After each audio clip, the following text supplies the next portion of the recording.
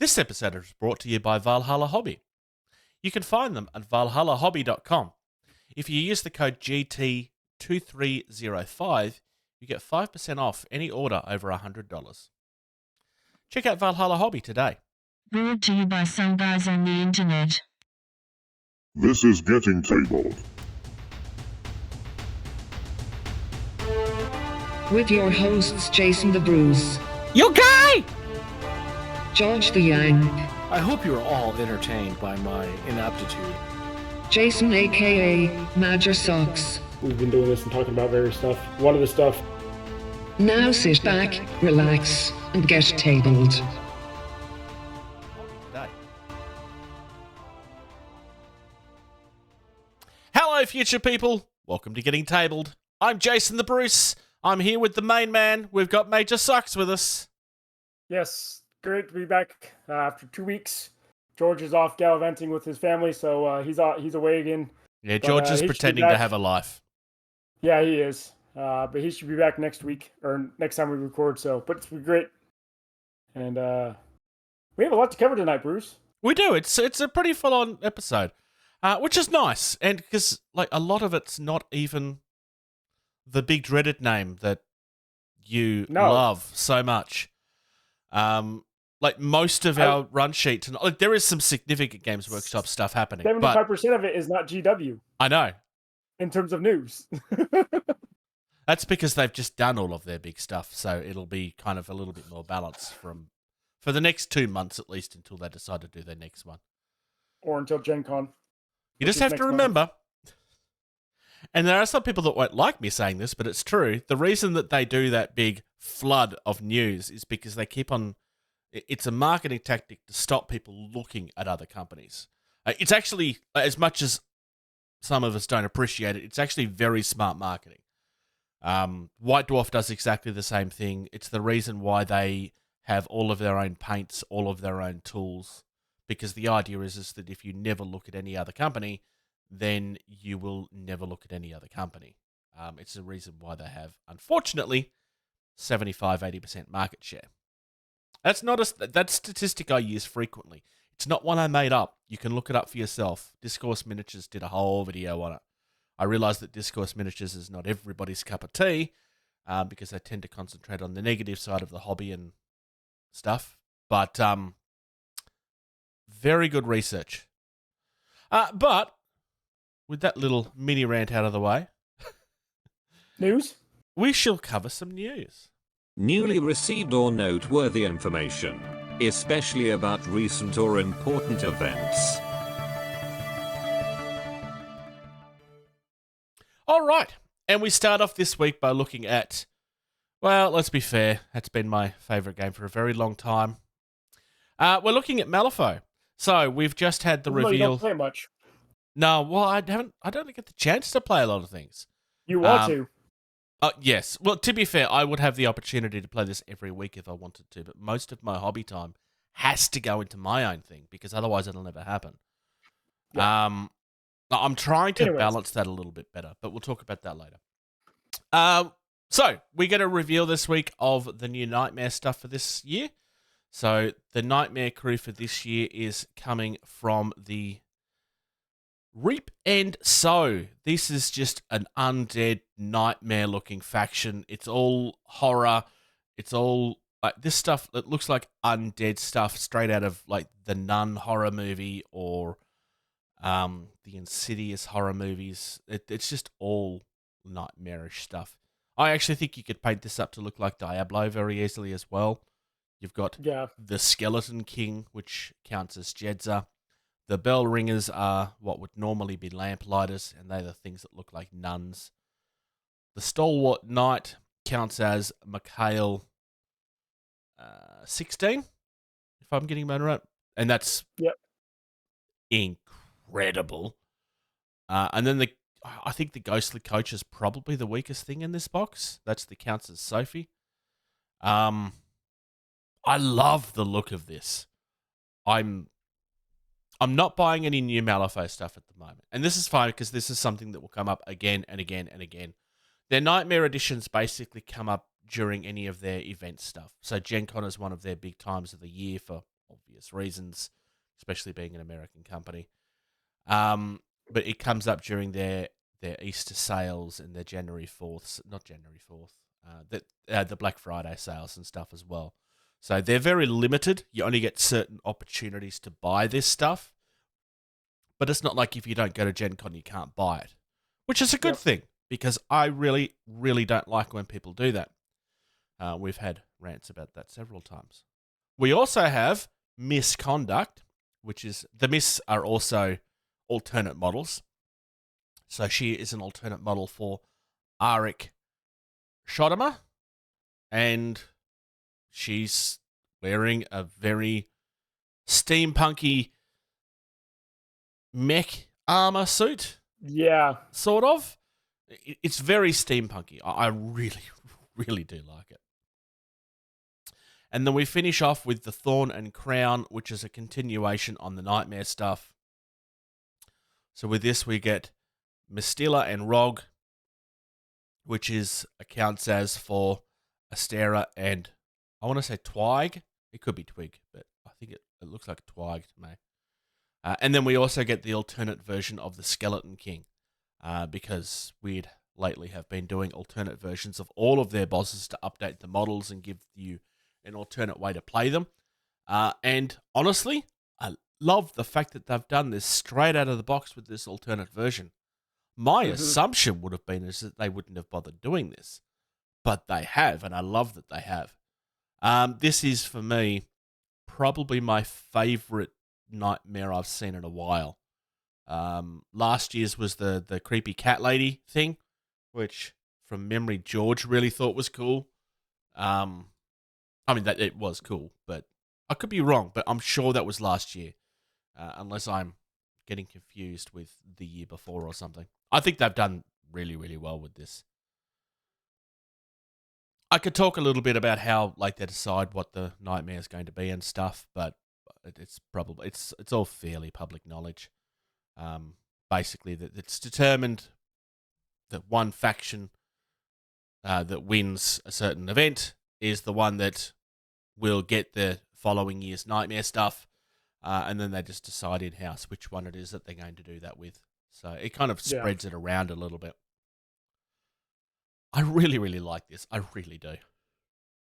I'm not going to lie, as much as like I was saying I'm not going to buy this, I really want to get this and paint it up to look like old school Diablo, with just lots of browns and bone colours, and which would look very I mean, they're clearly going for something else, but I think you could pull it off quite easily.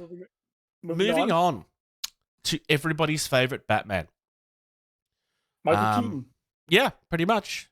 Look, don't get me wrong. I know that that's not actually necessarily true, but for most people, Michael Keaton is their Batman. He's probably not my favourite, but he's my favourite live-action Batman. But I think animated Batman is still my favourite, and I don't know if that'll ever change, honestly. This model looks incredible. So this is Night Models. I've talked about Night Models in my opinion of them before. If you're buying from Night Models, you just need to be very, very careful with what you get, because their quality control is not the greatest, unfortunately. This is not a new thing. This has been a problem with Night Models for a very long time. So whenever I cover Night Models, I always want to bring this up, because it is a problem that they have never fixed, and you need to be aware of this if you're going to be getting into their stuff. But you will get your stuff from them, but it's not unknown for you to have to go back to them a couple of times to get it. We have reports of people that bought brand new boxes that were empty and stuff. So this is sealed boxes from people that were their supporters quite publicly. This isn't just a matter of randoms. This is a matter of these guys were being sponsored and stuff. So it's something you need to be wary of. The next mini is probably my favorite of the ones we're looking at today, though, because it's the best Catwoman. I mean, I'm sorry, no Catwoman has ever gotten close to this. Granted, I realize that there's obviously very different takes on the character, but yeah, Michelle Pfeiffer is just phenomenal. It's a crime that they never made that movie. because there was talks at one point that Michelle Pfeiffer's Catwoman was going to get a movie of her own. It's a crime that never happened. They've replicated the outfit really, really nicely. I think if I was to paint this, I would probably use a satin varnish or something to get like that latexy type look from the outfit. Yeah. That's probably the way that I would go about it. They've tried to replicate it here with like, I want to say not non-metallic metals, but obviously it's not metal. But that's very clearly the style of painting they've gone to try to replicate that look. But I think I would just paint it traditionally. I don't think it quite gets pulled off in that paint job as well as if you had have painted it traditionally. And then we have, honestly, I love this depiction of the Penguin. When I was originally playing this game, the Penguin's crew was the one that I was playing with, and I painted mine to look as close to Danny DeVito as I could. Like the model was not Danny DeVito; it was a very generic looking Penguin. It was the original one, but this is so good.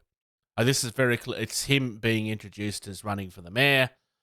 Like he's just walked down the stairs. I think he bites somebody's nose in a couple of minutes after this. I mean, I could be wrong. I mean, that's where I'm picturing this. The staircase isn't quite right, but Yeah. I really, really love what they're doing with these. For those that don't like the old school movies as much, and just for the like Batman Returns, honestly, I think Batman Returns holds up much better than people give it credit for. Batman Returns, I mean, it gets talked about a little bit, but it seems to be the Batman movie that everybody forgets because it just so immediately went in the other direction. Though it is weird that the Penguin gets clown cruise because that's a Joker thing. But anyway. We also get Suicide Squad. So this is interesting. Obviously, Suicide Squad is quite popular. These appear to be, they're just a reprint of the ones from the 2-player starter set that we had a couple of years ago. So they're just re-releasing them essentially for those that don't want to buy the 2-player starter set, which is not a bad idea. Like all of these models, like none of these models are new, but all of them are quite nice. I think they've done quite well here. Yeah. Do you have any favourites amongst that, Socks? Probably the Batman. Probably the Batman. Yeah. I mean, it's the classic Batman. Like you can almost hear him saying, "I'm Batman." Mm-hmm. Not that I can do his voice very well, but I'm Batman. Mine is, I'm kind of going back and forth, but I kind of want to say Catwoman. I like all three of them, but it's very, very difficult. I'm trying to remember if Michael Keaton could still not move his neck at this point. I know he can't move his neck in the first movie, but I don't remember if they fixed that for the second one or not. I don't think they fixed that until number 3, maybe. I don't remember. But let's move on. Because we've got a little bit of a... I have to eat some crow on this next story. Because I don't remember when it was. But I remember saying on the podcast at one point, but I don't think we're ever going to get Epic again. And here we go. And here we go. We're getting Epic again. So for those that have been screaming for this for about 5 years, you probably... you're welcome. Because clearly it's my responsibility that this happened. Because if I hadn't have said that it was never going to happen, this will never happen. So those of you that are waiting for Battlefleet Gothic, you're welcome on that too, because I've said several times I don't think that's never going to happen. I just don't think there's enough room in the industry for it. Epic, look, this was a game that was very popular at one point. They're taking it in a different direction this time, though. This time it's strictly going to be for the Horus Heresy, which makes a bit of sense to me, honestly, because that is genuinely all very large, big battles, which obviously is what Epic Scale is all about, is having a very large, big battle on a smaller space. This is certainly something that's not from... I mean, I have played Epic, and I enjoyed the game that I had. Thank you, JB. But I've always said that it's not a game that I'm ever going to play. It's just not something that grabs me. I 100% understand why people get into it, though. I do understand the draw. It's just not something that's for me. Because I already have other things in that scale where I enjoy the world more, like Drop Zone. Mm-hmm. Um, Drop Fleet. Drop Zone is the equivalent of Epic. Well, the scale is a little bigger, but Drop Fleet is space combat. Yeah. It's not the same. It's like comparing X-Wing with Warhammer 40,000. Armada. Or Armada with Warhammer 40,000. Yes, it's just it's not a comparison you can make. I mean, you can, but not in that way. Miniatures-wise, I mean, obviously the sculpts on these miniatures are going to be limited. These are very small, tiny little minis. So you're going to need to be wary of that. So if you're looking at these up close, obviously, these minis do look very good for their size. These are, I want to say, 8mm. It does say in this article somewhere. I want to say 8mm. I could be slightly off on that. I could be misremembering it. But like for 8mm scale, I think they look fine. I think they look really good. Just like it's not going to compare with the normal stuff that we get from Games Workshop because it's much smaller. Mm-hmm. But like I said, like this stuff looks. I think these tanks look far better than they have any right to. Honestly. Yeah. Just scrolling through to give people a look. Yeah, I think they've done really well here. It's going to be interesting to see when this game comes out. Actually, it's going to be very interesting to see what happens there. Also, from Games Workshop, we got another look at the Bretonian for their Old World or Old Hammer, or the Old Hammer is something else. So this is the Tomb King and the Bretonian Paladin. I quite like the Paladin. Like he just looks very regal, so that makes sense. Oh, sorry, I was reading from the thing, but this is the new reveal since they did the Tomb King. This is the standard bearer, but I quite like this honestly. I love the fact that I can't think. Is it dressage when the horses do like the fancy walking? I think it's called dressage. That's kind of what this reminds me of. I love the fact that that the horse has a strategic rock underneath one of its legs. And I swear that they just do this to annoy people at this point. Because I know that there's people that complain about this every time they put one on a model. Which is silly, but yeah. I think they've done really well with this. I think it looks really nice. I still think we're not going to get this till next year. Because I just don't think they're showing enough of it for us to be getting it this year. I mean, it's still 6 months away till the end of the year. They could. But they're not showing huge army pieces together. Yeah. In various articles. They're just showing little bits here and there. The big preview, so the big release before Christmas is either going to end up being this or it's going to end up being Epic. And I have a feeling it's going to end up being Epic. Unless there's something I'm missing. But that's just a guess. I have nothing to base that on. But Epic seems to be closer, and it's something that would have required less work. All they needed to do was the minis. So, and then finally, this whole preview, by the way, was we're not talking about Warhammer 40,000 preview. What did they actually call it? They just called it the not Warhammer 40,000 preview. So they're just having a go at themselves, basically. So we also get the Cities of Sigmar. This range, as they've been teasing it, has kind of been getting very mixed opinions. Like, there was a couple of things we looked at a few episodes ago that we thought just looked horrible. Like the general public type thing. This stuff that they're showing off here, I quite like. It's been a very, very, very mixed reception.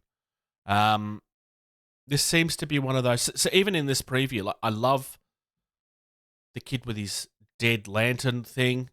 I don't quite get what it's supposed to be, but I do like it. Yeah. The guy that's standing next to him. And then I also like the fact that there's 3 completely different looking models that you can build out of the one thing. Mm-hmm. And like all 3 of them look massively different. Yes. But they like the body is exactly the same and it's very obvious. I like Games Workshop are good at that. And then you immediately go down to this thing with his cauldron, and I think that looks disgusting and horrible. So that was quick. We got to the horrible stuff really quickly. Going back into it, so here we have our kind of run-of-the-mill peasants, essentially. So these are the ones that people were kind of like, I don't get it, I don't like it. Especially in that next one. I'm kind of, yeah.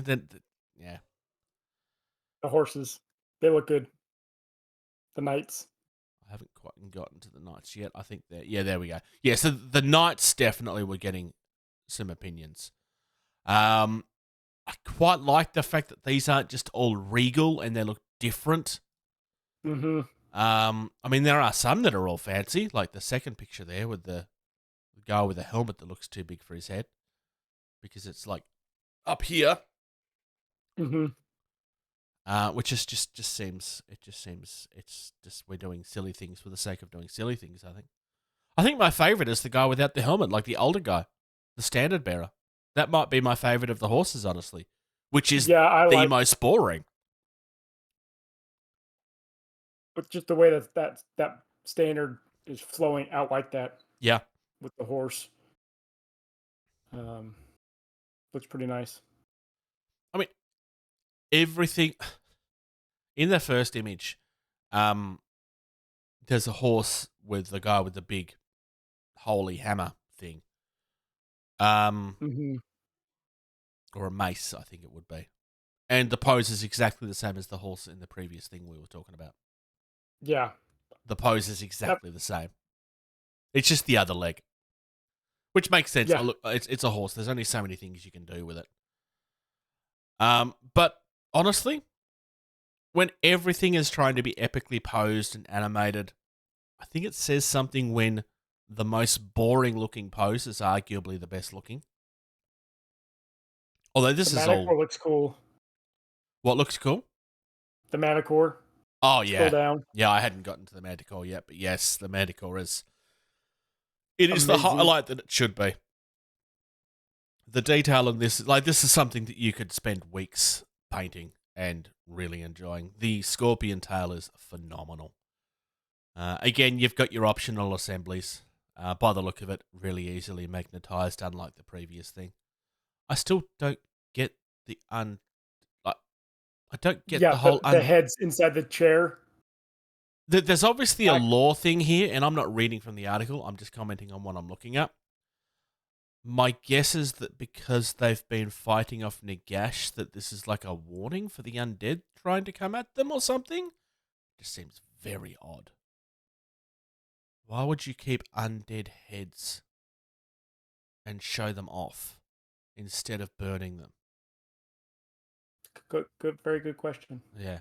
If you know the lore behind this, and like I'm not pretending to know what that lore is, like let us know in the comments, because that just seems very odd. It doesn't, without looking into it, like, it doesn't make any sense to me. Moving on. Spectre Miniatures is a company we looked at a little bit recently. I've been looking at it for a number of reasons, but they are expanding out. We're getting a heist crew that's coming out shortly, which is like, it literally looks like a bank heist crew. Yep. That they look like they're in the middle of storming through that door. Give us all your money. I quite like it, honestly. I think it looks gorgeous. Nice and quick. We also get a criminal element gang, which is, I mean, they're not armed as well as the others. They just look like the sort of gangs that you think of when you see street gangs. They're all covering their faces. They're all track pants and jeans and... Yeah, I like the guy that's holding his rifle upside down. Yeah. It's like, I know how to use this. I How know dare how you to- tell me I don't? Yeah, good luck trying to sustain fire with that way. Not And I gonna like- work. The guy with his pistol like out to the side, he's just starting to tilt it because that's what you do in Yeah. all of the movies. And then finally, we have people that actually know how to use weaponry.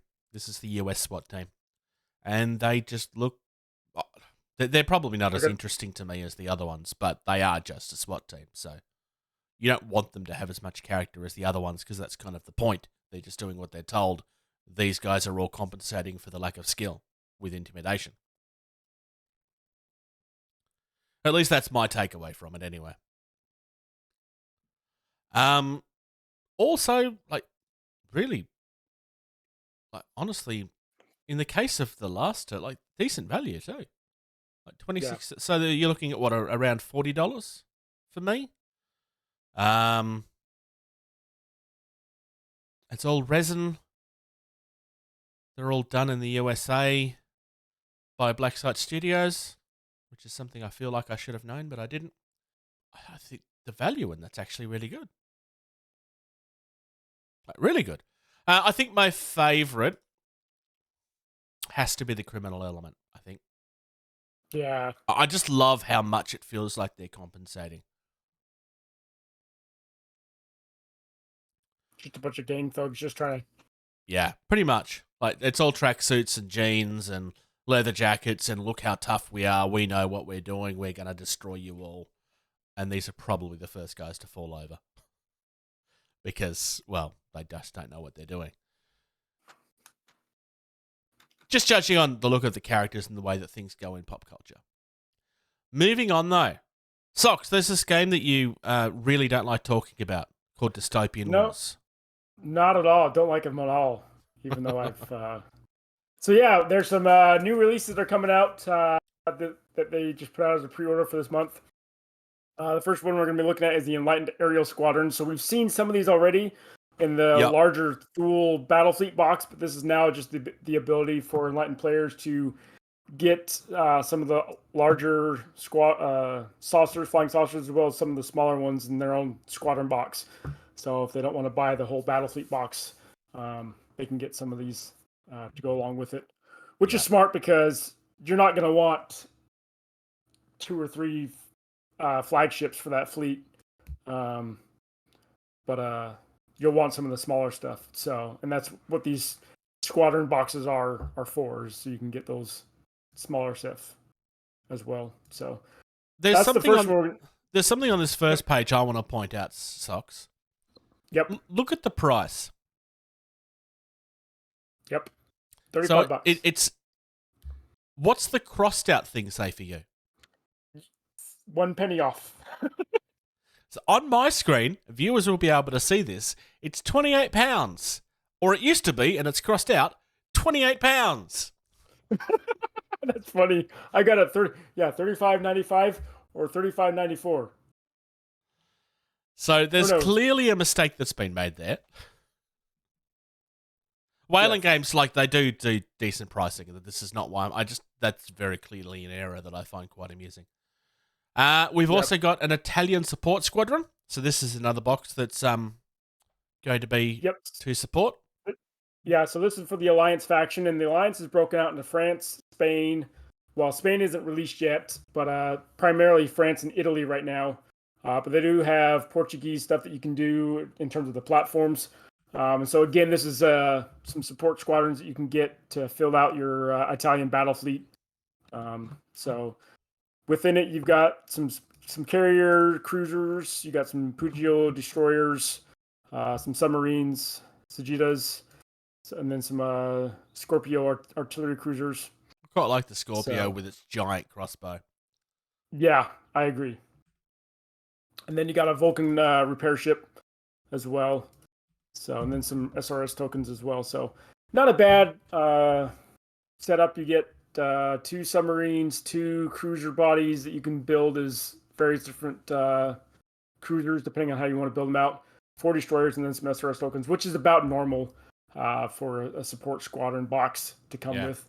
And again, like £28 for these boxes is really, really good value. Yeah. I don't think Yep, that we exactly. talk about that enough. This stuff is really good value. It's all hard plastic too. It is. Well, these it is all boxes hard are. plastic. These ones are, yeah. Your flagships primarily are resin Resin, with plastic bits that you'll glue onto. Speaking of Battlefleet box, we have the Zan Medeo for the Empire fleet that was just announced, and this is a big floating Sky Fortress city block. That's the Zan Medeo is the flagship for this Empire set, and then you've got some SRS tokens as well as some smaller Sky Keeps, they call them. Oh my lord! That will be coming out here. Just looks take my pretty money cool. now. This is incredible. Why did I give away my Empire stuff, Socks? Do you remember? No, I don't. I do, but that's not the point. This is incredible. Yeah, it looks amazing. And the way they did the artwork on the box is amazing. I love the paint job that they did for the box art. Just that regal Empire Chinese looking city block. And I love the idea of a floating city. It's always been a cool idea. Well, you get one here if you want to go back to the Empire for Dystopian Wars. So all of these will be released at the end of the month, but you can pre-order them today. So again, this one's not bad. $70, and you get the Battlefleet or the big city block, 2 Sky Fortresses, and then 2 Sky Keeps, and some SRS tokens. Which, for that big of a block of resin, that's not bad price for all that in the box. Because from what I understand, the Thule, the flying saucer that the Enlightened just got for theirs, it's about a 3-inch in diameter plastic piece, and so you look at that. That was probably going to be 4.5, maybe 5 inches square, sitting on a flying base. Yeah. So, I mean, yeah, you look at this as well. This only has like a couple of things in it. How is this more expensive? But the size of this stuff is going to be huge. yeah, I think this might actually all be plastic. it might be. Well, down the bottom it just says plastic in the material. So, I mean, technically resin can be called a plastic, but generally they tend to call it resin. Yeah. Don't quote me on that. I could be wrong, but I think this might all be plastic. I guess the determining factor would be how hard it would be to do as a because you'd have to do the whole sprue, obviously. So it's a matter of what they can fit on it, I guess. I don't know. This is incredible. Because I had quite deliberately not looked at the stuff that you added to the run sheet, but this is easily my favorite thing I've seen today so far. So I looked at another Battlefleet box that has resin in it, and they list plastic and resin. So Okay, so this is all going to be plastic. Then. I think that's pretty solid then. Yep, this is an all plastic set. So that's just going to be a little difficult. I mean, whoever gets this, I mean, awesome. I want to look forward to seeing some pictures on this here soon as this gets released and painted up on the groups that I'm part of. You can have a lot of It's going to be a lot of... Yeah.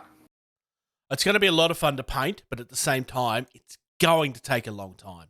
Because you're going to have to be so careful with everything. Yeah, especially if you want to kind of have it set up so that each city, each quadrant is similar. Yeah. It's just a matter of how you want to do it. I personally, if I was to do it, I would probably try to replicate what's in the box. Maybe I would do red roofs instead of green roofs or something, but I would probably just copy what's on the box. Because it's a fairly simple concept, and if you keep it to the simple, you can actually probably bash it out pretty quickly. You could go nuts with this. You really could. Yeah, you could. So I think that'll go very, very well with the Empire fleet overall. Yeah. So it's just, I love that so much. It's so pretty. Oh no, how do I follow that up? Oh, I know how to follow this up. Let's look at some Bushido minis. This was only revealed last night at like 1 o'clock my time last night. So we're starting off with probably the one thing that people have been waiting for the longest, which is the Kami of the Empty Mind. So this is your Void Kami, basically. So this works with the Temple and the Dark. I can't think what the Dark Temple's called. The Void Monks. So I'm just showing I'm not going to talk through all of their stats because, well, look, it's on screen. Pause and look at it if you want. It's just really creepy. Yeah. I love this so much. The colored artwork looks pretty cool. Yeah. It'd be a cool concept to do for the actual miniature itself. Painting these things up is going to be something that people are either going to love or hate, depending on how much they enjoy. Because this is not going to be an easy thing to paint, especially replicating that artwork. That's going to be very time consuming. I can tell you that is something. Well, yes, but if you wanted to replicate that artwork, that would be very difficult. I'm not saying it's impossible. Like, it's certainly possible, but this would be a challenge. Yeah, they've done it quite well. I mean, I kind of wish it was a little taller so that we got the full like swirl and stuff. But yeah, I agree. It's kind of squished. Yeah, I mean that's just a bit like if they have it too tall, then it's going to probably be off-size for model and stuff, I guess. Tip over top heavy a little bit. Coming up next, we have Grab People. This guy is... This is my favorite reveal of the set. Every time I see new models for the pirates, I want them more and more because these things are amazing. This guy is just so good. He's huge. I mean, he's on a 50mm base. That gives you an idea of the size of him. And the detail that's going into that is phenomenal. Like this is one like where I think I'm pretty safe in saying that the model is even better than the artwork, whereas I would have said the opposite the other way around. Mm-hmm. Which is not a criticism on either. No. But this is so good. Oh, I love the anchor for the weapon. And this is an anchor for a weapon that actually makes sense. The claw looks beastly. The claw is beastly if you look at the rules too. It just reminds me of one of the crewmen from Davy Jones' Locker from Pirates of the Caribbean. Oh, yeah, big time. Big time. It's just so good. The scuttle isn't interesting. I'm not sure when you would ever use that. But anyway, obviously you would use it at some point. Coming up next, we have... I forget what this model is called. This is another Kami from memory. Kami of the Summer Storm. So this is for our regular temple. You could have fun painting this however you would like. If I was to... I'm not going to paint this because I don't have this crew. But I would... If you're going to paint it up to look like the cloud like they've got in the artwork, again, that's going to be a huge challenge. Alternatively, if you wanted to, you could probably paint this up to look rather rude because, well, let's be fair, that's exactly what people are going to do. But it's supposed to be like a wind spirit, like a summer spirit type thing, and that is the way that I would try to do it. Painting that up to look like it's a cloud person would be very, very hard. Mm-hmm. Again, like it's certainly possible, but and again, there's the rules for those that want to look at it. I love the fact that one of their things are actually named after the wind god, which for me, Raijin is always going to be somebody from Mortal Kombat. I know that that's not where the name comes from, but it's the first time I saw it. And we've got another couple to go through. This next guy is for the... I forget what they're called, but it's the mafia, the Chinese mafia guys. Okay. Anyway. So, Lamara? I don't know how to pronounce that. So he's a Buto. So he's one of your samurai. He has a man catcher, like quite literally, that is a man catcher. it's been a long time since I've seen anybody try to actually create a man catcher, because this is something that is actually real and did exist. Mm-hmm. It's still something I'm quite questioning why it existed, but it did exist. It's a very nasty, very nasty weapon, honestly, because once you're in that, you're not getting out of it and surviving. Nope. Model-wise, the model is gorgeous. If you want to paint the tats on this thing, you're going to have a hell of a mission. Painting tattoos is not an easy thing to do. Rules-wise, he's on your screen now. So he's 17 rice. I haven't really been going through any of them. I really like this. Not as much as I like the next guy, though. This is somebody from the Ronin, and this is somebody that has seen a hell of a lot of battles. This is another one where I think the model actually is better than the artwork. The artwork for this guy is kind of generic, and I'm sorry, the artwork just feels very boring, honestly. So boring's not the right word. It just feels like another random guy. But then you go back and they've added all the scars and stuff, and then there's actually a story. There's actually character in the model where the artwork is just another person. Where this looks like an actual character. Like, you can see that he's been through some stuff. You can see that he's worn, he's rugged. He's still got just as much fight in him as he ever did. I mean, there is scars on the artwork, but it's much more subtle than it is in the mini. It's very subtle. I mean, you can definitely see the gash across his chest, right chest down to his stomach area. Yeah, for sure. And then a smaller one on his left chest. This is the first one I've tried to pronounce, but I think it would be Atsunobu. So he's 13 rice. He's a mercenary, so he's fairly low level. He can work with, pretty much like the Mafia guys, as well as I'm blanking on all of the faction names right now. Ben will have a go at me later. It's fine. It's just I'm blanking on them. But it's the bird people and your Mafia people. And then the next one, model-wise, is probably coming in number 2 as far as favorites is concerned. As far as characters is concerned, this is my favorite, because this is phenomenal.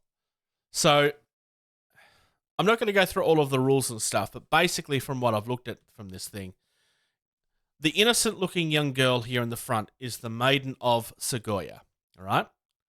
Inside that little basket is the scary-looking monster thing. So this innocent little girl is hiding some really dark, creepy secrets.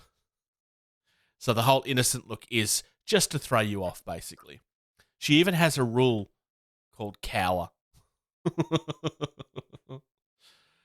And then you summon out the Segoya Kaiden, and this thing is nasty. I love this so much. It's so good. You can force people to be scared of you. It's just really, really nice. The artwork for it too is pretty awesome. I think that's probably the best artwork of this wave, honestly. All of the artwork from the wave has been good. Like, as much as, yes, I did call one of them boring. That's the wrong word. I apologize, but this is the best artwork from the set. I would love to see them continue that artwork and make it a full 1080p spread and release it as a background, because I would love to have full screen of this just as a background on my wallpaper.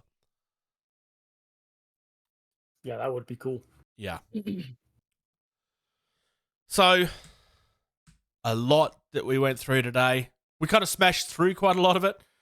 We kind of had to at the same time. with everything we had to cover. But anyways, there's some good stuff coming out. Oh, big time. I think the highlights for me, like, I do love the GCT stuff. That Zanmadeo Battle Fleet set is the one, because I think, because I'm always the one that do these run sheets, so nothing ever surprises me, because I've already kind of had that reaction before I've seen it, before we've talked about it. But the benefit of you having added that and me not looking at it until the show really means that I actually could capture my initial reaction to how I felt about it. Yeah. So, yeah. Names that I was trying to think of earlier. The Silvermoon Syndicate is the Mafia guys. The Bird People is the Tengu. How did I forget Tengu? Of course it's Tengu. We already talked. The Kinshi Temple is the Void Monks. And the Jung Pirates. So that was the names that I was trying to think of earlier. Indie. Definition. Independent. Type. Slang word. Jargon. All right. So this... Bruce, you want to become a 3D model? This is really, really different. It is very interesting. Yeah. Now, there's a few companies out there that's doing stuff like this, just for the record. It's also probably worth noting that they're saying about how you become a miniature, but they're not giving you a miniature, they're giving you a bust. Now, granted, I know what they're saying, but I'm sorry, this is a bust. It's not a miniature, in my eyes at least anyway. No, I agree. So basically, like you can book a session and everything is largely D&D inspired. So it's your way of becoming your character, essentially. So there's male or female options. You've got hair options, lots and lots of hair options. You can be an orc, a high elf, or a wood elf. You've also got like crowns and helmets and so on and so forth. Lots of horn options. You've got beards. So basically my understanding of how this works is that your face gets scanned and added to the miniature. So this is something that you would have to actually book a session for. You can also purchase your miniature, which I will go into in a minute. You can kind of build up like a preview of what it looks like. This is not cheap. Like, this is expensive type stuff. This is it's been featured at PAX. I don't remember this at PAX last year, but to be fair, I was barely walking last year and I missed most of the convention. I really didn't leave the indie area because I just didn't have the ability to get anywhere else. But it's $150. It's not a cheap thing to be doing. But you can book a session to go out and meet with them, or they will meet with you in certain areas. And then you can pick how your miniature ends up looking, and then your face just gets added to it, basically. It's a really, really cool concept. Mm-hmm. So hypothetically, if we're buying a miniature, like just gives us an idea on price wise. I'm just going to say the big one because, well, if we're going to show an example, we may as well. And then you're dropping down here. You've got armor choices, hair choices, beard choices, horns. The face is there is a generic option, or obviously 3D scan is the main thing they're trying to sell here. And then you've got head add-ons. So the only part of the scan that goes in is the face. Everything else gets added to it. Because at the risk of stating the obvious, generally speaking, I mean, hair and stuff will pick up, but not as well as it normally would. And generally, they tend to cut it out most of the time and recreate it. Yep. Yeah, so that's the general idea of how it works. On the front page, like if I was to just click on Warrior, for example, it shows me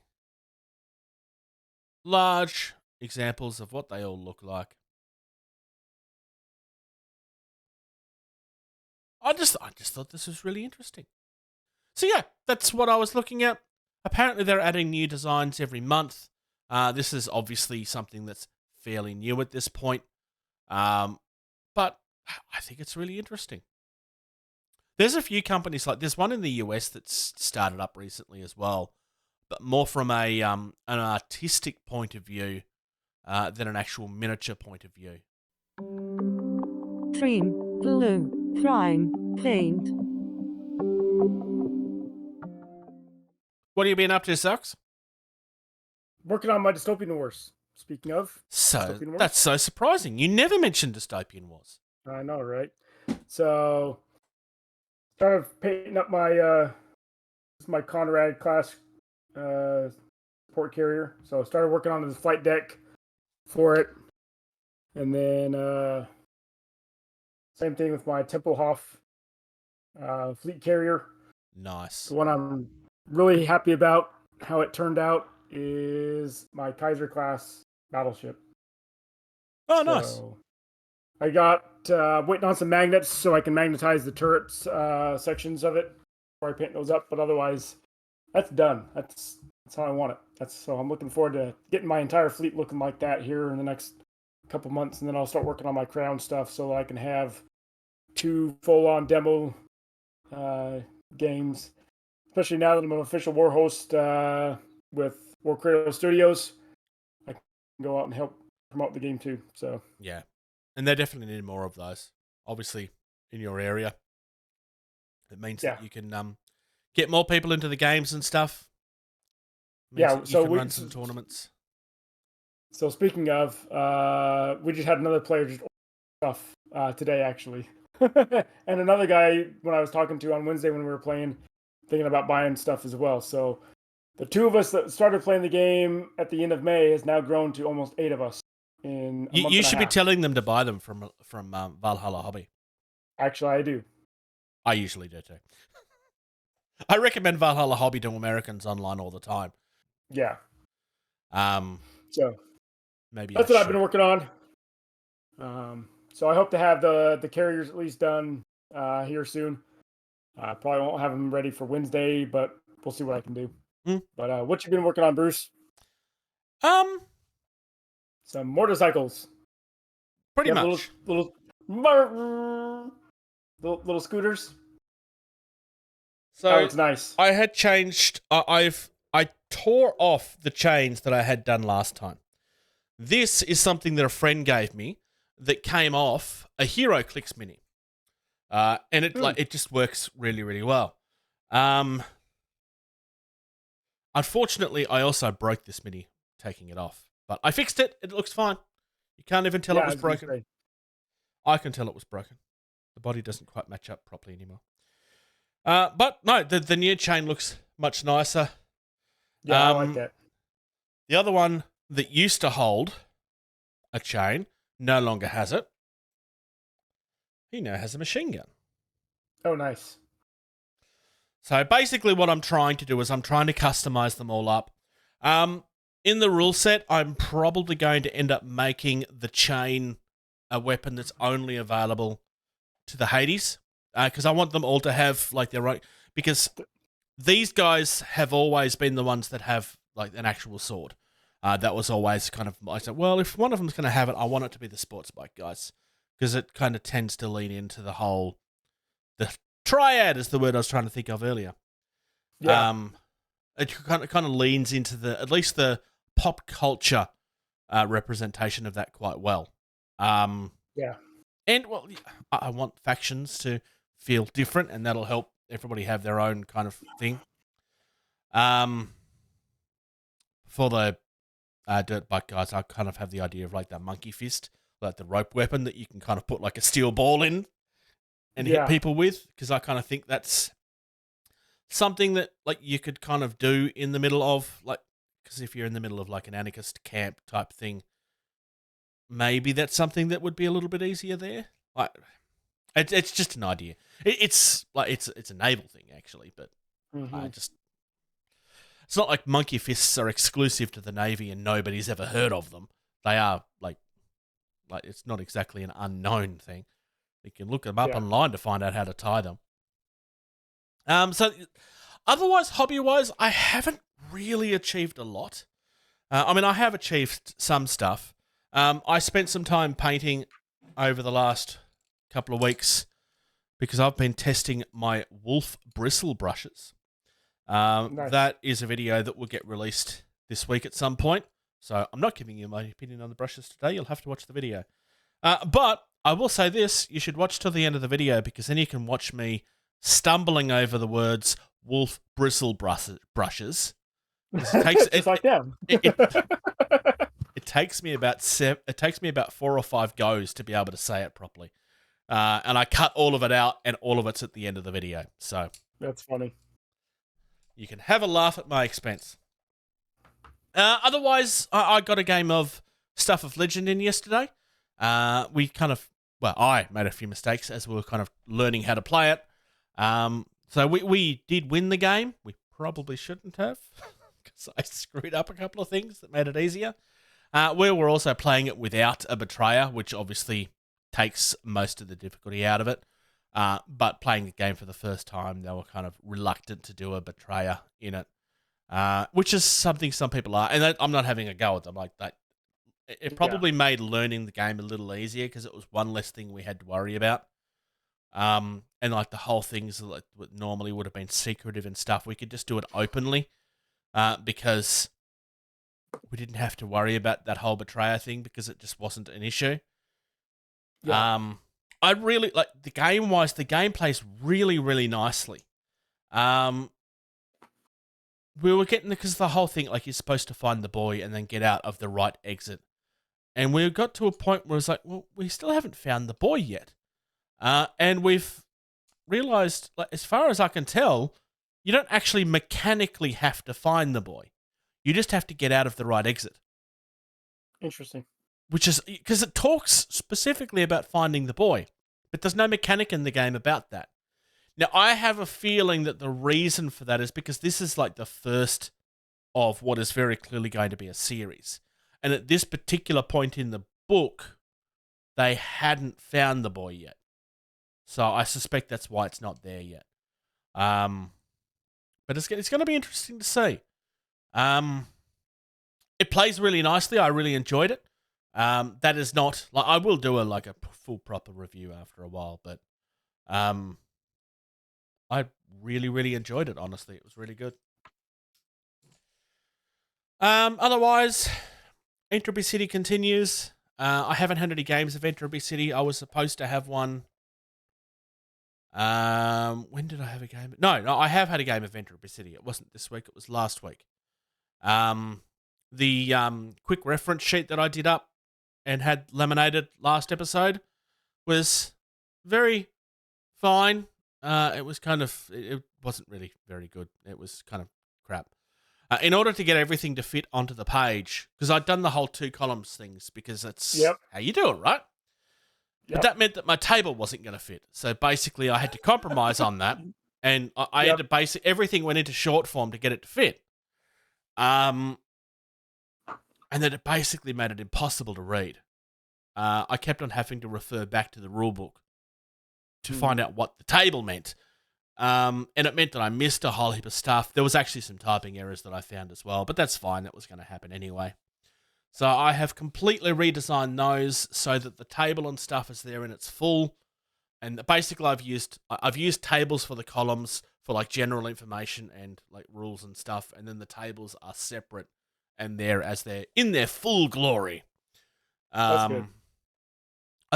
I'm still kind of toying around with the weapons and stuff because some of them kind of still feel very same-ish. It's just, well, this is the same thing. It just does a little bit more damage and it does a little bit more stress. And I want to kind of toy around with the target numbers and that a little bit.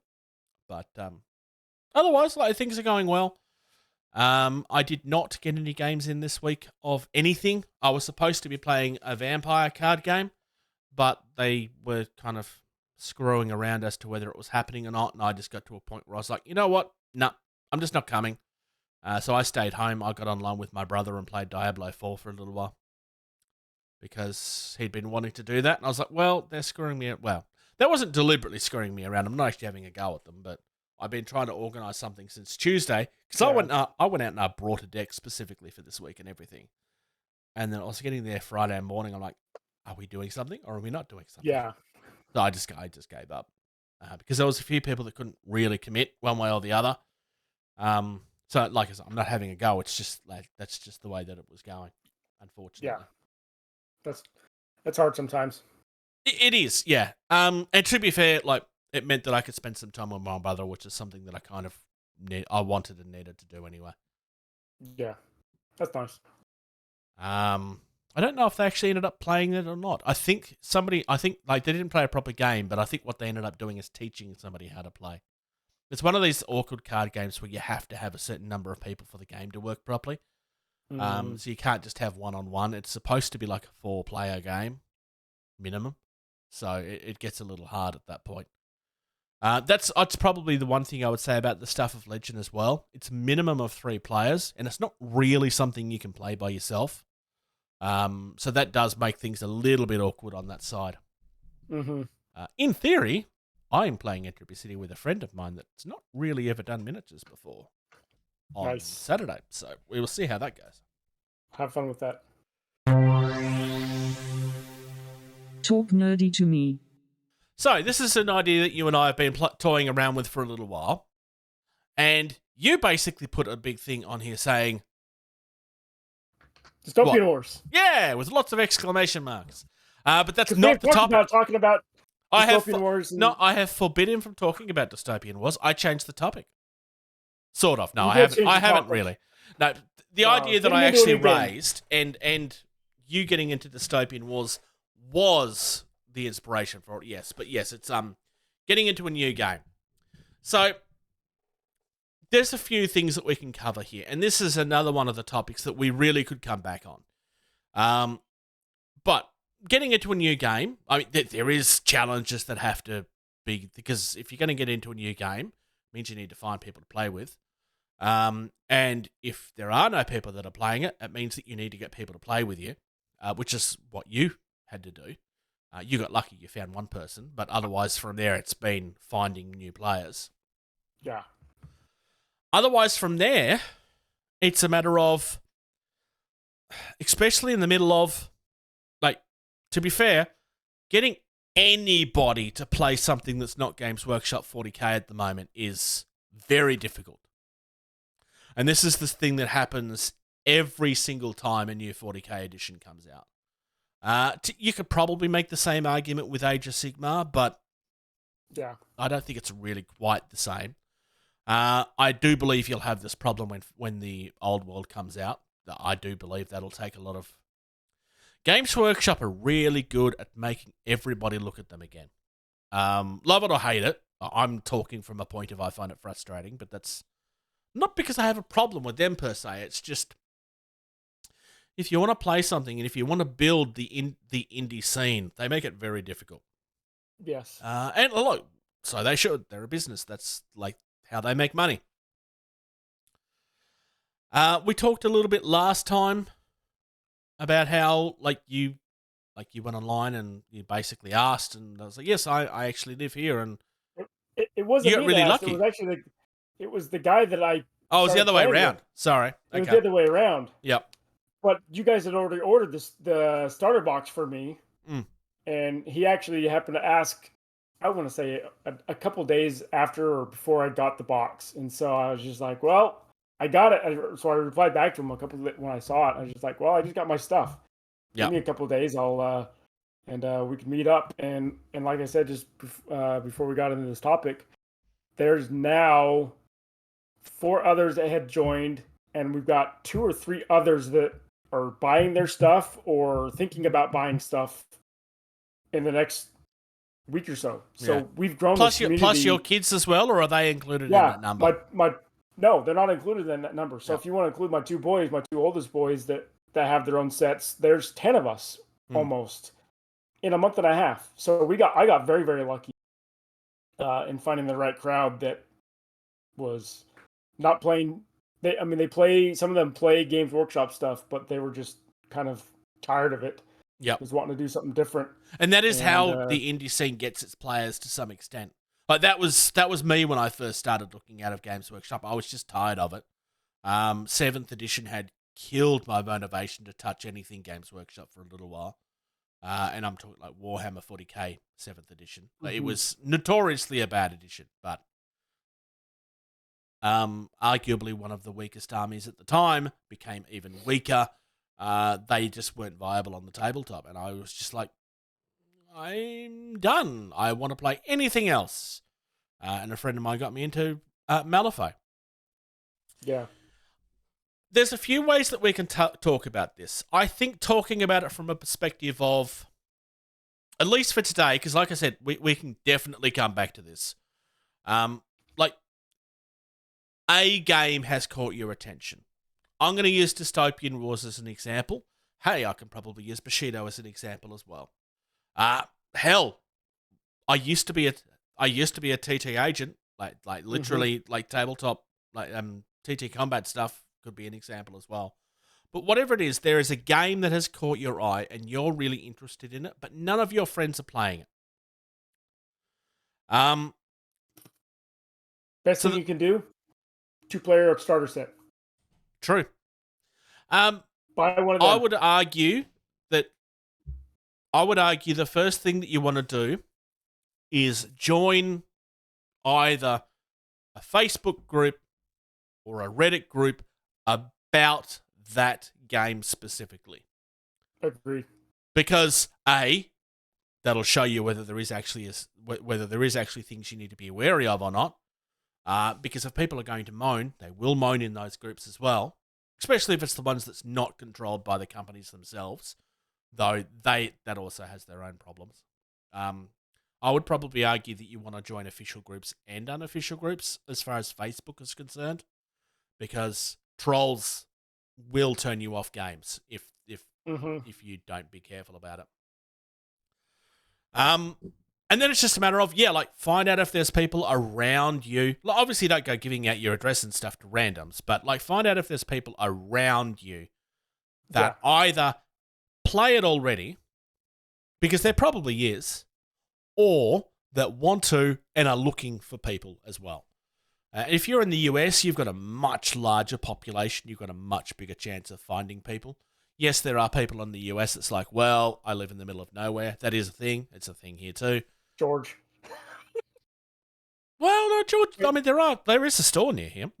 I know, but I'm just. George lives in a state that doesn't exist, so. Exactly. But anyways, no, you're absolutely right, because the guy that reached out on Facebook to the group that we're part of now, he was just like, anybody in the Tampa region, and Tampa region is pretty much a 2-hour north and south and about a 2-hour east and west. Yeah, so that makes it easier. Part of Florida. So, I mean, and the store that we play at is about a half hour away from his house and about a half hour away from my house. And so it's great. Yeah. So, if it was me, it would be, is there anybody within Melbourne? Because Melbourne is not just the city of Melbourne, it's all of the surrounding areas as well. It's probably arguably maybe a bigger area than the Tampa Bay. Or the Tampa region, I should say. Tampa Bay is a specific area. Yeah.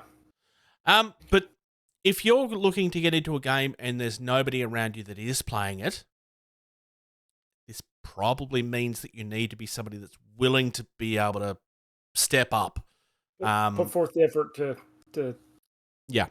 Because if there is nobody in your area, then, hey, maybe you need to be the person that builds that interest. No, don't get me wrong. I realize that not everybody is going to be comfortable being, because that means that you're going to have to be the center of attention for this as well. Not everybody has the ability to do that. I mean, if there is, in the case of War Cradle, it's War Hosts. TT Combat have TT Agents. Warmer Hordes used to have privateers. I don't know if they do anymore or not. But usually most companies will have some sort of fan structure where there are fans that step up to demo the system for other people. And if you have one of those in your area, and it would be worth asking in those groups, hey, do I have somebody in my area that does this? Then maybe you can team up with them to try and get something going at your local store. And I would do this at a local store. I would not. Yeah. I mean, if you don't have a store, that makes it hard. But if you're meeting up with randoms, I would not be inviting them into your home until you know them. And I would like to think it's pretty obvious why I'm recommending that. So, once you know people, then yes, by all means, that's another story. But always put yourself in a safe situation. And even if you're not an official war host or TT combat agent, whatever. There's nothing that says that you can't do it. Create a little flyer yourself. That's what I've created for our escalation league that I'll be talking about here in the upcoming events. Yep. But I created that even before I became a war host. I mean, it was something that I was just like, you know what? There's enough of us here. Yeah. I think there's gathering more information or gathering more interest at the store itself. Granted, the store doesn't own any stuff to sell on the shelves. I've talked to them about that just to generate more interest for the store. But that's hanging on the door. So I have one sitting next to me when we play our games on Wednesday nights, and I have one posted on the door. I mean, on that front, like, if you're willing to step out and get players, then yes, get a 2-player starter set. You suggested that earlier. Yes, definitely. Yep. Get them painted up so that they look like they're actually painted, and just get people to have a go with you. I mean, obviously that means that you need to be the one that understands the rules, which is also another. Not everybody's good at that.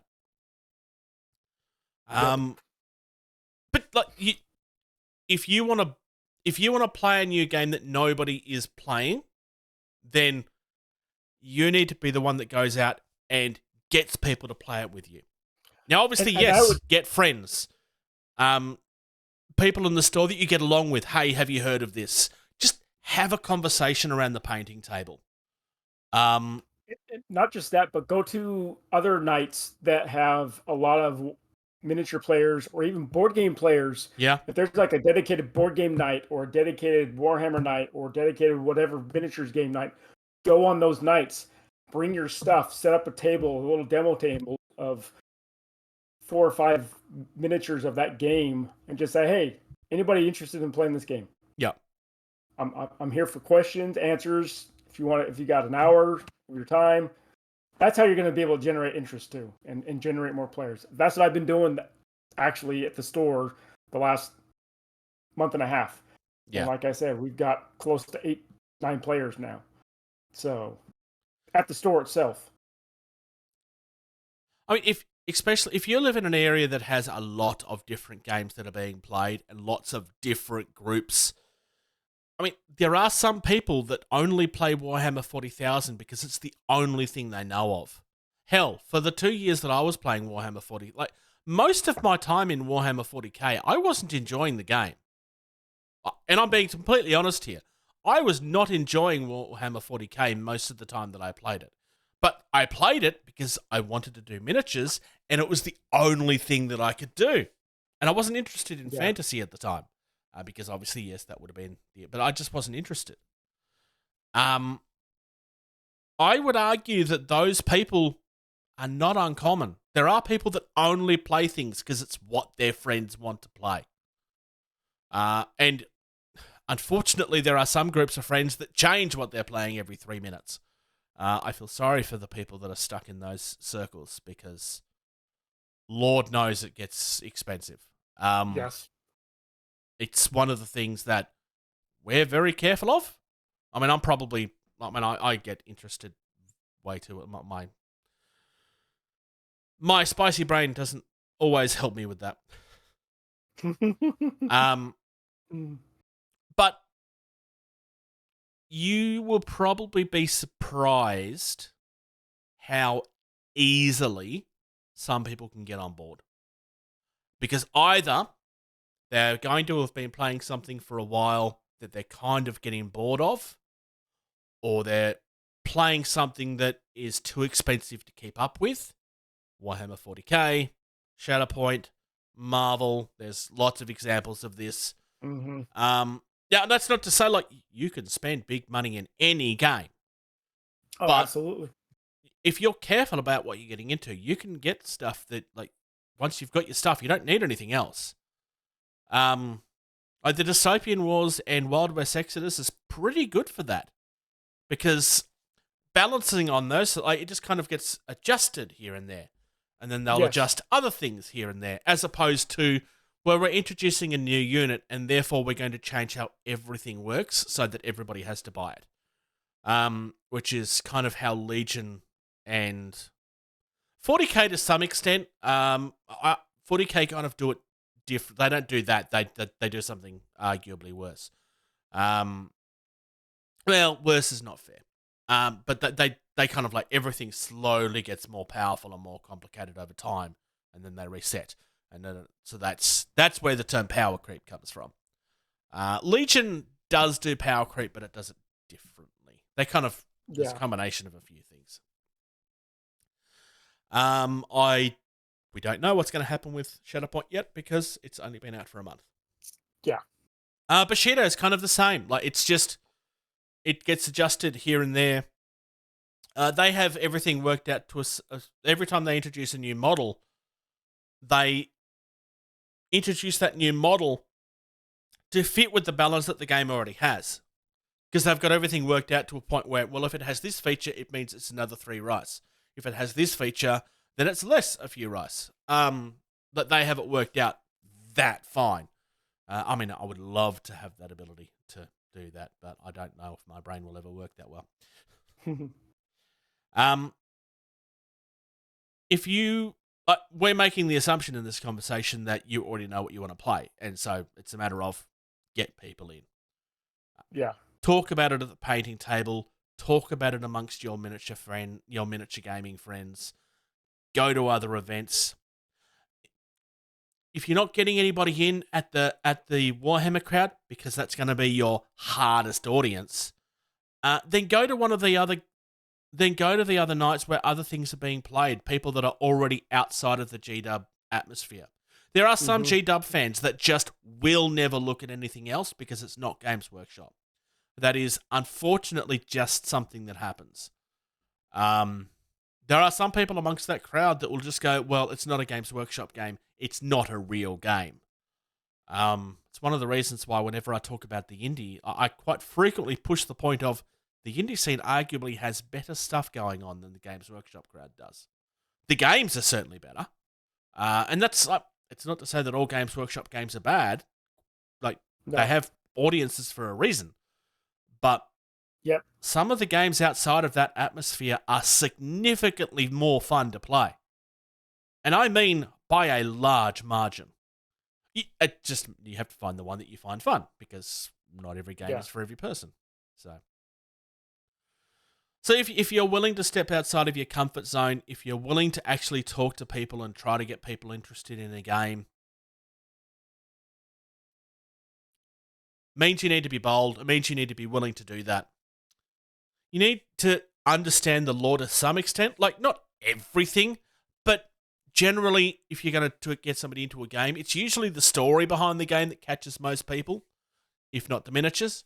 Like, if somebody likes the miniatures that you're painting, then you'll know because they're, oh, that's cool. What's that that you're painting? Like, you'll know because they'll ask you straight away. Or they're walking past a table. So, oh, this looks interesting. What's that? You'll know straight away. Yeah, that will get a lot of attention. Yeah, this is the model I brought the very first day. It wasn't painted up or anything like that. And it's still not painted up. Awesome. I know, I'm working on it. But since I got it's my one of the battleship, first you had. Why is it not finished? I know that. Because I wanted to go with the darker gray. Tisk. I wanted to go with the darker gray. I wanted to go with the German gray. So I got and I needed to find, and I actually found it at the store finally, that had it in stock. The little pot, so I didn't have to take that all down to. Are you painting with Tamiya paints? Why? I paint with a full range of paints. Fair enough. I've got Vallejo, I've got Citadel, I've got Tamiya, I've got a whole range of paints. Is that a wash or? No, that's the same colors as the rattle can. Oh, okay. Because you can get Vallejo German grey as well. Yes. You just prefer that one. No, they don't have a German gray spray. Oh, okay. Fair enough. You know what you should use? That airbrush that you brought and you never use. I don't think I have it anymore. What happened? I think I sold it. I'll have to see if it's still back there, but I'm pretty sure I sold it. But yes. Next episode, we're going to talk about all of the things that Socks should do and never does. But going back to, I showed this. I mean, people Yeah. saw that on the table and they're like, "What the heck is that? That's a big, huge blimp with an aircraft carrier on the deck of it." I'm just like, "Yeah, this is Dystopian Wars." And since then, like I said, Yeah. that's Like I what said, caught people's if it's the attention. miniatures that's going to get people's attention, trust me, you'll know. And obviously, that you need to have it on the table at that point. Like to the point where I've even had people doing that with Entropy City, and this is a game that doesn't exist yet. But I've had people like, "This looks interesting. What's that?" Well, this is Dystopian Wars. This is Bushido. Like if you're playing something that catches someone's aesthetic, like with Infinity, it's like anime-ish. With Dystopian Wars, it's very much Steampunk. it's very Victorian. steampunk, Victorian punk type stuff. Bushido is obviously anything Japanese. It's just got if it's somebody that's into Japanese anime, myth, anything, samurai, it's going to get their attention. Drop Zone Drop Fleet is very much futuristic ground and space combat. Yep. That's not 40K type. Rumble Slam is a really easy one. But there are people that's into wrestling, they will know it straight away. And it's, even though it's not something that's talked about a lot, it is more people than you think it is. It's just a matter of being willing to step out.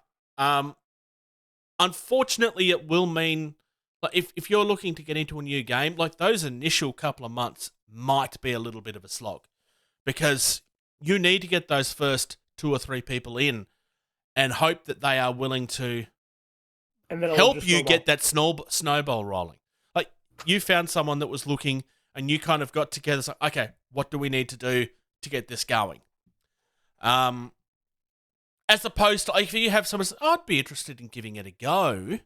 I mean, yes, that is good, but it's not the same conversation at that point. Yeah. Because, I mean, and if they play it and have it goes, oh, well, yeah, no, I'm getting in on this, then you've got them. Well, got them is a horrible thing to say. But it's just a matter of, like, getting those 2 or 3 people that, and not all of these people have to be like, this is the only thing I'm playing now. Very few gamers will do that. It's a matter of, I like this enough that I'm willing to help you get people in. Mm-hmm. And you may still have to be that number one person, but maybe they can bring people to you and go, hey, this is the guy you need to talk to. He's the one that showed me this thing you were asking me about. So just a few tips on getting things going. Look, I'm not going to sit here and say that it's easy.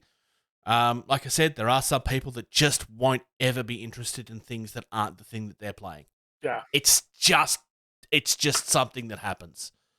It doesn't make them bad. It doesn't make it wrong. It's just the way that it is sometimes. Yeah.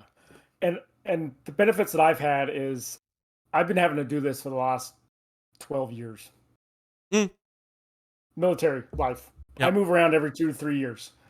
So Yep. I have to go in and insert myself into the game play just Yeah. to see if they play something that I play or are willing to learn something that I already have or whatnot. And so this has just become natural to me over the last, like I said, 12 years. Yeah, it's just something that you've had to deal with over and over again. I mean, I've had to deal with it here and there. I mean, when I was getting into Drop Fleet, because that was a brand new game that does not exist, like that conversation was happening daily at some points. Mm-hmm. Because I mean, I was somebody that was at the game store daily at one point. I don't tend to be that person so much anymore because I kind of burnt myself out.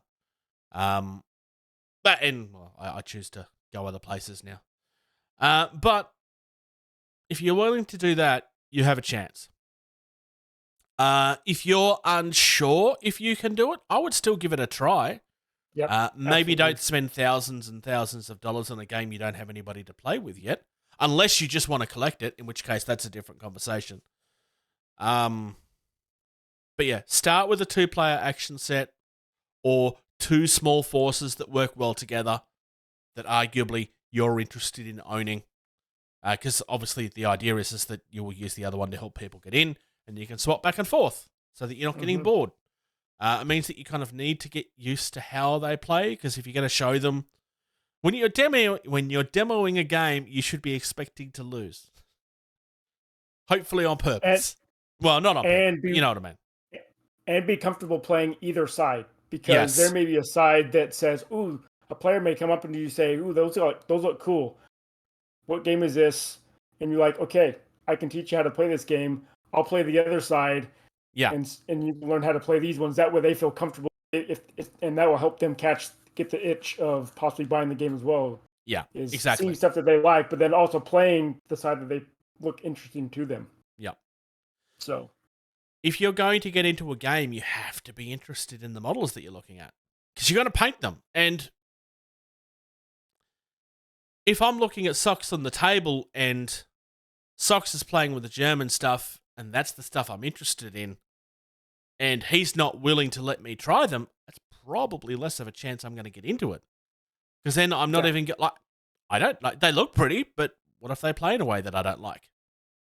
And like, you need to understand them well enough so that when I'm showing you the rules, and I'm just going to use my game as an example because, well, obviously I know my game.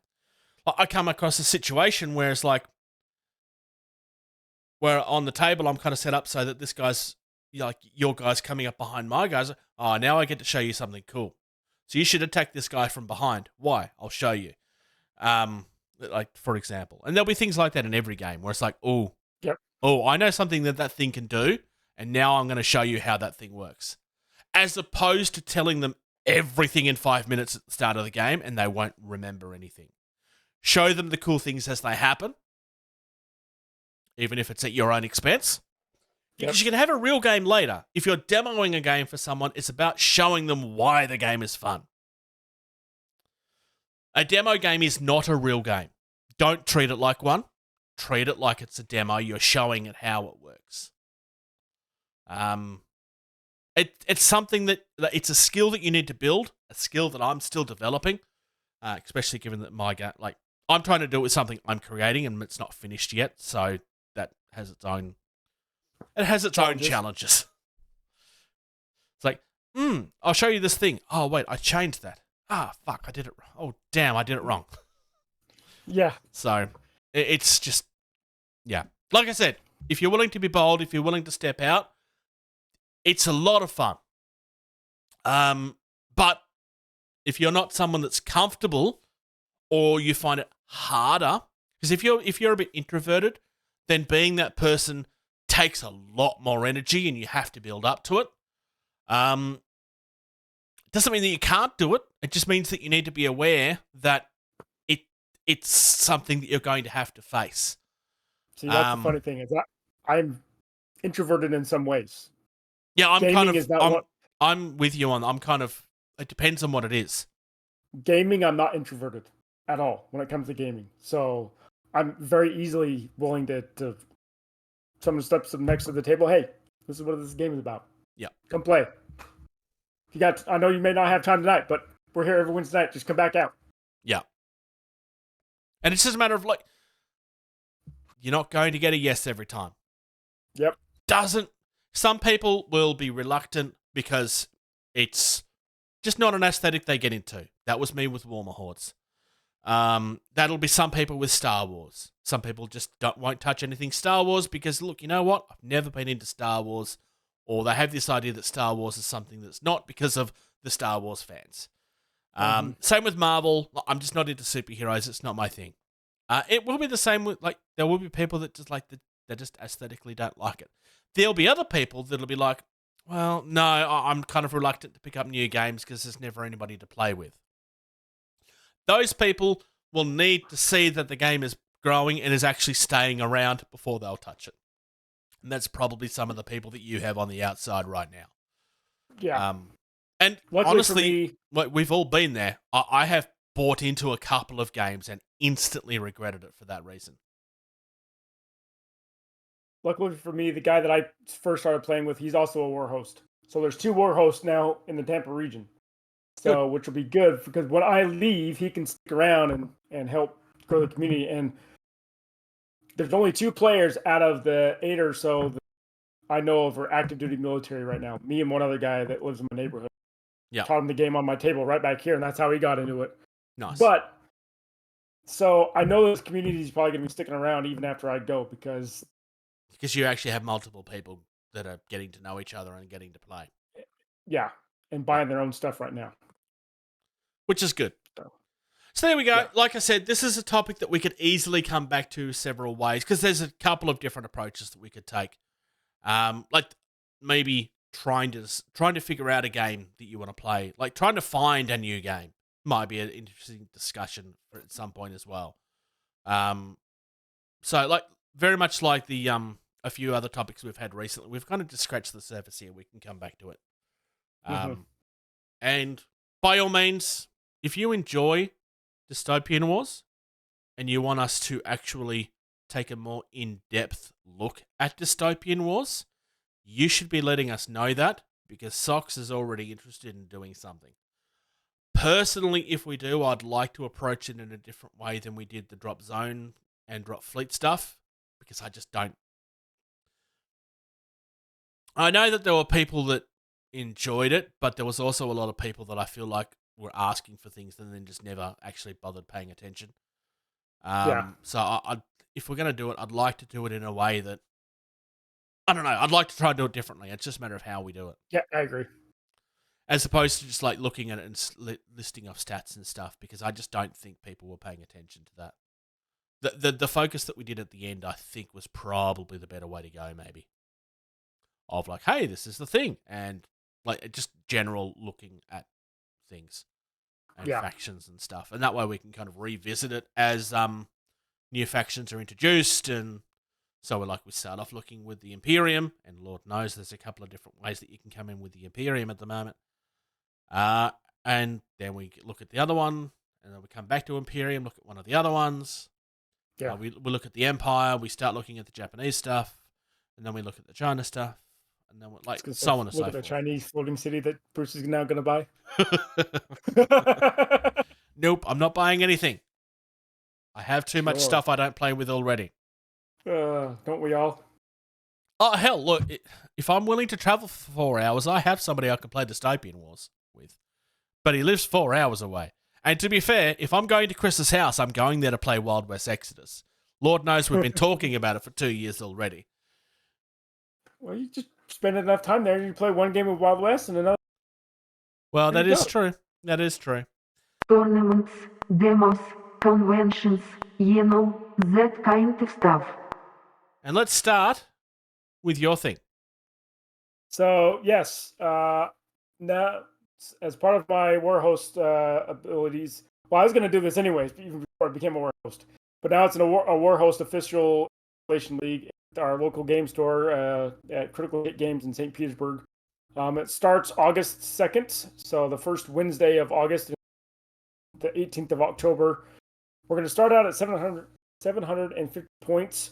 So if you buy a starter box, you will get your 750 points. A starter box for a particular faction will give you about 1,000 points. And so you'll have your very easily 750 points to work with. Then every couple of weeks, we're going to increase by 250 points just to give people time to purchase stuff, depending on budgeting, and then and putting it together, painting it if they want to. And we're going to do that up to 2,000 points. And then at the end of that league, we're going to actually hold a sanction, probably mid-November timeframe. I got to look at the dates for at the store and put that on their calendar. So, and then after that, once we get an official date, probably beginning of the year, we're going to do a narrative campaign over a course of 2 to 3 months. Narrative campaigns are fun. I got the campaign set. Yep. So nice. Myself and Johnny, the other war host, we're trying to work that together of how we want to do this. So we're looking forward to it. As you should be. Otherwise you shouldn't be doing it. Yes. Also coming up, the Southern Fried Gaming Expo is happening at the end of this month, so it's from the 28th till the 30th of July. That's happening at the Marriott Renaissance Waverly Center in Atlanta, Georgia. GAS, Georgia, right? Yes. Yep, good. Gen Con's coming up 3rd to the 6th of August. That is really close now. Weapons Free Drop Fleet Commander Tournament is happening on the 7th of September in Cardiff. Links to the ones that have links, I will... Because the Southern Fried Gaming Expo, there is a link that you can go to for it. The Weapons Free Drop Fleet Commander Tournament, there's a website you can go to for that as well. They will be in the show notes. PAX Australia is coming up from the 6th to the 8th of October. I will be there. I still don't know when at this point, because it's just, I need to get other things sorted before I can organise that. Fingers crossed, maybe I get in on the Entropy City stuff, but we'll see. Awesome. Northern King Con, that is happening from the 24th to the 26th of November. That's in Ossett, West Yorkshire. £55, includes a hot lunch for Saturday and Sunday. If you have events that are coming up, let us know about them. Otherwise, we will not talk about them. If you enjoy what you do, please consider supporting us. Patreon.com/gettingtabled. One of the people that do support us, and we're extremely grateful for this, is Valhalla Hobby.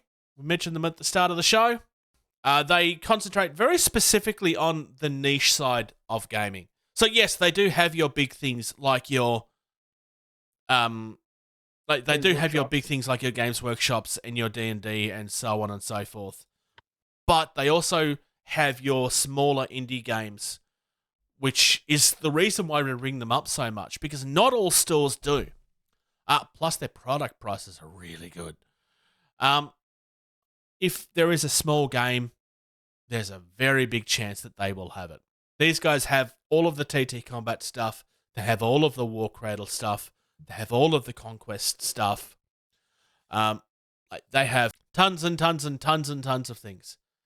Plus, good prices. Like I said earlier, if you use the code GT2305 at checkout, you get 5% off any order over $100. We get no kickback from that. We're not telling you this because we make money from this. They have set that code up to support our listeners, basically. And plus, it also shows them whether supporting us has actually been worth it for them. Please support the people that support us. It means a lot. Patreon. I mentioned Patreon very, very briefly. Patreon.com/gettingtabled. $2 a month gives you early access to everything that we're doing. Any YouTube videos. There is the occasional thing that will go out quickly, but we try to limit that as much as possible. People that are supporting us already have early access to my brush review, to the other 2 parts of the unboxings that George was doing that started that started yesterday.